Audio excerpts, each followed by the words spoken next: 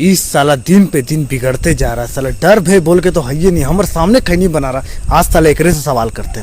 अरे हाँ बे, हाँ सर, बता तो रे, सबसे तेज उड़ने वाला पक्षी का नाम कौन सी है रे? सर हाथी। अरे साला बगड़ा, हाथी है रे? कौन सी करता है रे तेरा बाप? सर मेरे पापा दाऊद का गैंग का शूटर है सर। अच्छा बच्चा लोग लिखो, सबसे तेज उड़ने वाला पक्षी हाथी होता है।